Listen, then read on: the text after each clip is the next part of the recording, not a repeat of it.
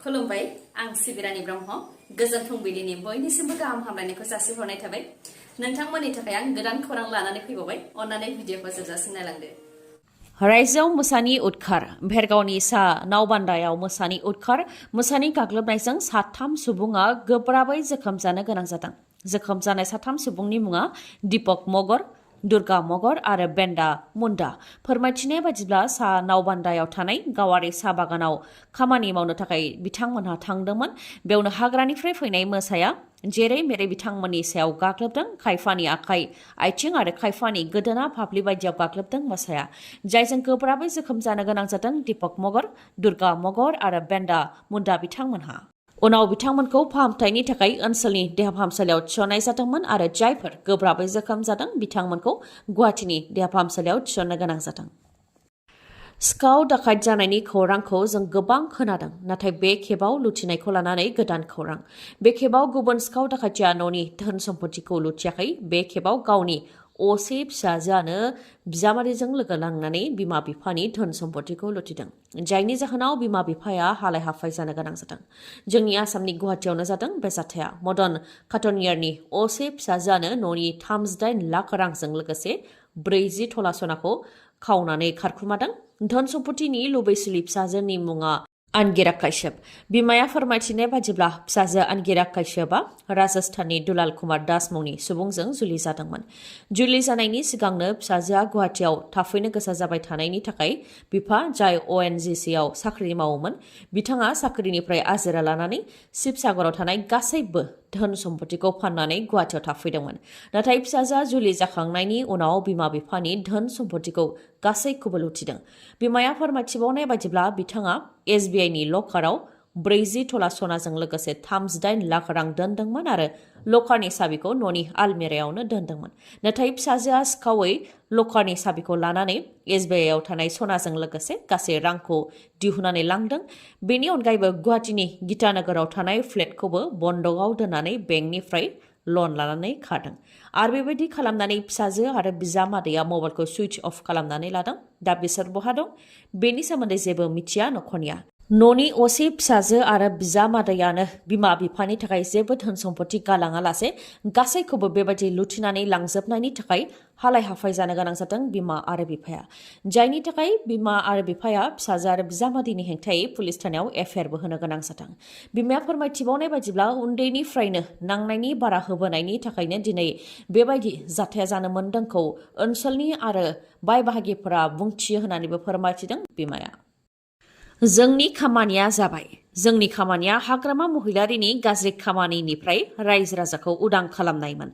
बेखौ दा हाबाय आरो जोंनि खामानिया जाबाय बे खोथाखौ बुंथिदों प्रमद बर'आ प्रमद बर' बिथाङा बुंथिदों दि जोंनि खामानिया हाग्रामा महिलारिनि गाज्रि खामानि मावनाय जाख्ल'नाय हिंसा बायदिनिफ्राय बिटिआरनि रायजो राजाफोरखौ उदां खालामनायमोन दा भारतनि गाहाय मन्त्रि नरेन्द्र मोदी आरो गिबि मन्त्रि डक्टर हिमन्त बिश्व शर्मा बिथांमोननि आशीर्बादाव बिटिआरनि रायजो राजाफोरखौ उदां खालामनो हाबाय आरो जोंनि खामानिया जाबाय होननानै बुंथियो प्रमद बर' बिथाङा जायनाखि सोरखाराव फैनाय लोगो लोगोनो हाग्रामा महिलारिखौ जोबथेसालियाव हरगोन होननानै प्रमद बर'आ रायजो राजाफोरनि सिगाङाव गोबां खेब बुंबोदोंमोन नाथाय दिनै प्रमद बर'नि UPPL आरो BJP सोरखारा 3 बोसोर जानाय गेजेराव माखासे सानल'सै नाथाय दिनैसिमबो हाग्रामा महिलारिखौ जोबथेसालियाव दैथायहराखै बेनि सायाव खौरांगिरिफ्रा प्रमद बर'नि सायाव सोंथि खालामनायाव प्रमद बर'आ उल्थायै खौरांगिरिनि सायाव गाग्लोबदों प्रमद बर' बिथाङा खौरांगिरिनि सायाव बाथ्राजों गाग्लोबनाया बियो गिबि खेब नङा मानि थाखाय खौरांगिरिफ्रा एसेबां हांखुर होनानै खौरांगिरिफोरनिसिम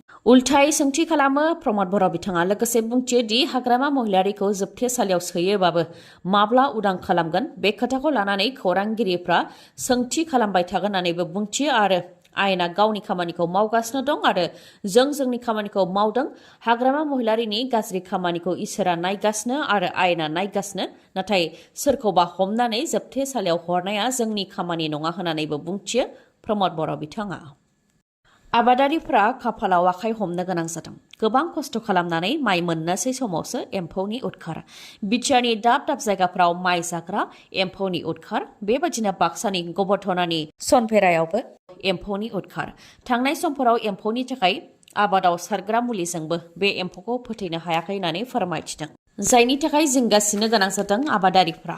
फोरमायथिनाय बादिब्ला मोनानि 7 रिंगासोआव एम्फौआ माइनि गोजौआव गाखोनानै माइखौ जानो हमो। मोनसे बिदाङावनो मानै माथाम एम्फौआ माइखौ जायो। माइ बिफांनि अनगायैबो माइ बजाखौबो जायो होननानै फोरमायथिदों रायजो राजाफ्रा। बेनिखायनो एम्फौआ माइखौ जाजोबोब्ला माखौ जागोन बेखौ साननानै जिंगायाव गोग्लैनो गोनां जादों आबादारिफोरा। जायनि थाखाय माइ मोनस्लाबि समावनो माइखौ हानानै दोननो गोनां जादों होननानै फोरमायथिदों। जायनाखि मुलि सारोब्लाबो एम्फौआ थैयाखै, बेनिखायनो एम्फौखौ बुथारनो थाखाय सोरखारा जाहाथे राहा लायो, बेनि थाखायबो सोरखारनिसिम खावलायहरदों आबादारिफोरा। दिवालीनि सिगां आसामनि दाब दाब जायगायाव अर खामनाय जाथाय। चिरांनि बिजनियाव मुकुल बसुमतारीनि नखराव अर खामनाय जाथाय। अर खामनायजों मुकुल बसुमतारीनि माइहुङा सेवहांगार जादों। चिरांनि बिजनि सोहोरनि 2 नं वार्डआव बान्दब स्कुलनि गेलेग्रा फोथारनि साखाथियाव जादों बे गिख्रंथाव अर खामनाय जाथाया।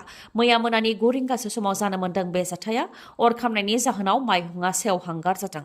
अर खामनाय जाथाय थिलियाव पुलिस प्रशासन आरो अर खोमोरग्रा बिफाना फैनानै अरखौ खोमोरफैनो हादों आरो गेदेर जाथाय जानायनिफ्राय खाथि खालानि बयबो रैखा मोननो हादों। नाथाय मा जाहोननि थाखाय अरा खामनाय बेनि सोमोन्दै दासिमबो रोखायै मिथिनो हानाय जायाखै।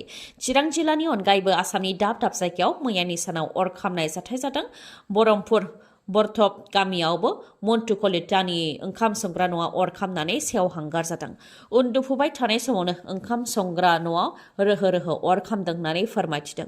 जायनाखि दिवाली फोरबो, सोरांनि फोरबो, बेनिखायनो बमा गावनायनि जाहोनावनो न'आव अरखि बेरदेरनायजों बे जाथाया जानो मोन्दों जानो हागौ होननानै सन्देह खालामदों नखरनिफोरा।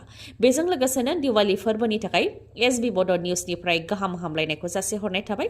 जाहाथे बयबो गाहामै गाहाम रंजानो हायो, बेनि थाखाय इसोरनिसिम आरज गाबनाय थाबाय। लोगोसे रंजानाय समाव अदेबानि बमा गावनाय समाव जाहाथे एसे सांग्रां जायो, बेनि थाखायबो गुरैयै खावलायहरनाय थाबाय। बर' राव आरो थुनलाइखौ नेशनेल आरो इन्टारनेशनेल लेभेलाव फेहेरनो थाखाय बा जौगाहोनो थाखाय गोदान दिल्लीयाव जथुम्मा जिरायदों। गोदान दिल्लीयाव थानाय गान्धी हिन्दुस्तानी साहित्य सभानि बड' स्टाडि सेन्टाराव जथुम्माखौ जिरायदों, जेराव बर'नि गोबां मेलेमजिबिफोरा बाहागो लानायजों लोगोसे दिल्ली इउनिभार्सिटिनि माखासे प्रफेसर, आसामनि गोबां प्रिन्सिपालफोर आरो प्राइमारि टिचार एस'सिएशन, बड' डिपार्टमेन्ट कलेज टिचार एस'सिएशन, बर' हारिमु आफाद एबसु आरो बर' थुनलाइ आफादा बाहागो लादों। बे हाबाफारिनि गेजेरजों दिपेन बर' बिथाङा फोरमायथिदों दि थांनाय बोसोरनि 6 नभेम्बराव गोदान दिल्लीनि बर' स्टाडि सेन्टारखौ गायसननाय जादोंमोन। दा 11 नभेम्बराव बर' राव आरो थुनलाइखौ नेशनेल आरो इन्टारनेशनेल लेभेलाव फेहेरनो थाखाय सावरायनाय हाबाफारि लादों। जेरावनाखि बर' रावा 9थि फारियाव हाबबाय आरो एस'सिएट लेंगुवेज जाबाय, बेनिखायनो बर' राव आरो थुनलाइखौ गुबुन गुबुन राहाजों गोसारहोनो थाखाय, जेरै राव दानस्लायनायनि गेजेरजों गोसारहोनाय आरो गुबुन गुबुन हाबाफारिनि गेजेरजों गोसारहोनो थाखाय मेलेमजिबिफोरा बोसोन होदों। बिथांमोननि बे बोसोनजोंनो आवगायलांगोन होननानै बुंथियो दिपेन बर' बिथाङा। लोगोसे बुंथिबावोदि बर' थुनलाइ आफादा गान्धी हिन्दुस्तानी साहित्य सभानि बर' स्टाडि सेन्टारनि गेजेरजों बे हाबाफारिखौ लागोन आरो बेयाव एबसुआ जेब्लाबो मदद होगोन होननानै बुंथियो दिपेन बर' बिथाङा। सानसेनि गेजेरावनो 800 खेबनि गोबां बांग्रिं मावदों गंसे हादराव। नंगौ, नोंथाङा थारखौनो खोनादों। गंसे हादराव 14 घन्टानि गेजेरावनो 800 खेबनि गोबां बांग्रिं मावदों। आइसलेण्ड हादराव जादों बे गिख्रंथाव थासारिया, जायनि थाखाय department of civil protection emergency मेनेजमेन्टआ स्टेट अफ इमारजेन्सि फोसावनो गोनां जाबाय। 800 खेबनि गोबां बांग्रिं मावदोंब्लाबो बेनि मादाव मावनाया गेदेर फिसा दङ आरो 5.2 मेगनिटिउडनि बांसिन बांग्रिङा मावाखै होननानै फोरमायथिदों। अब्लाबो गेदेर खैफोद जानो हागौखौ लानानै सांग्रांथि जादों हादरा। रिपर्टनि बादिब्ला अक्ट'बर दाननिफ्राय दासिम आइसलेण्डआव खेब 24,000नि गोबां बांग्रिं मावबाय। थाद'नाय गैयालासे फिसा गेदेर बांग्रिंफ्रा मावगासिनो दं, जायनि थाखाय अरगें बेफ्रुनाय, लाभा ओंखारनाय आरो गाज्रि गेस ओंखारनो हागौनि सांग्रांथि होदों। दासान्दि मावबाय थानाय बांग्रिङा ग्रिन्डाविक ओनसोलाव बांसिन गोहोम गोग्लैदों, जायनि थाखाय सुबुंफोरखौ रैखाथि जायगायाव दोनहैनायनि खामानिखौबो मावगासिनो दं। जायनाखि आइसलेण्ड हादराव थाद'नाय गैयै गेदेर फिसा बांग्रिंफोरा मावगासिनो दं, नाथाय सिगांनि समफोराव बेबायदि बांग्रिं मावफेराखैमोन होननानैबो मिथिहोदों हादरनिफ्राय। अय'ध्यानि रामकिपरि थानसालियाव गोदान मोनसे रेकर्ड खालामदों। इउपिनि सारायु दैमानि साखाथियाव थानाय अय'ध्या रामकिपरि थानसालियाव 24 लाख आलारि बाथि फोजोंनानै गिनिस बुक अफ वर्ल्ड रेकर्डआव गोदानै रेकर्ड खालामदों। सोरांनि फोरबो दिवाली फोरबोखौ लोब्बा लाखिनानैनो अयोध्या रामकीपरि थानसालियाव 24 लाखनि आलारि बाथि फोजोंनानै गिनिस बुक अफ वर्ल्ड रेकर्डआव गोदान रेकर्डखौ खालामनाय जादों, जेराव गिनिस बुक अफ वर्ल्ड रेकर्डनि गोबां भलन्टियार आरो स्टाफफोरा फैनानै आलारि बाथिखौ साननायनि हाबाखौ मावफैदों।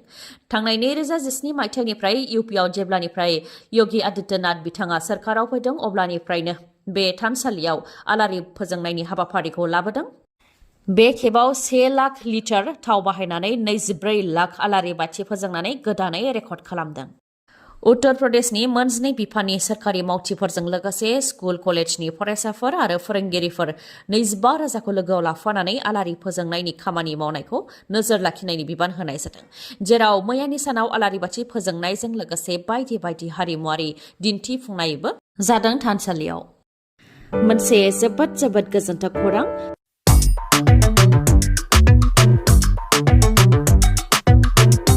दिवाली फोरबो आरो गोजां बोथोरखौ लोब्बा लाखिनानै मानिकपुर पुलिस थानानि साखाथियाव थानाय मानास अट' हन्डा श'रुमा नोंथांमोननि थाखाय गोजोनथाव खौरां लानानै फैदों। नोंथांमोनहा दिवाली फोरबोनि थाखाय गोदान मटर साइकेल बा स्कुटि बायनो सानदोंब्ला मानास अट' हन्डा श'रुमनिफ्राय बायनो हागोन, मानोना मानास अट' हन्डा श'रुमा नोंथांमोननि थाखाय बायदि बायदि अफार लानानै फैदों।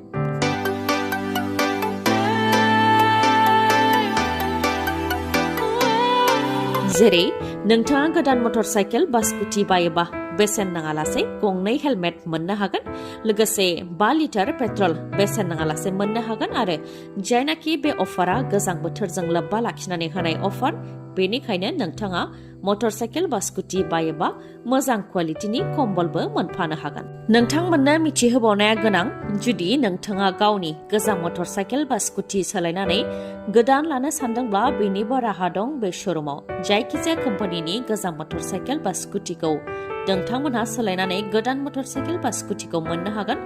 आबुङै मिथिबावनोब्ला 70026012555 नङाबा 9101272776 बे नाम्बाराव कल हरनानै खौरां लाहरनो हागोन। गोजोन्थों।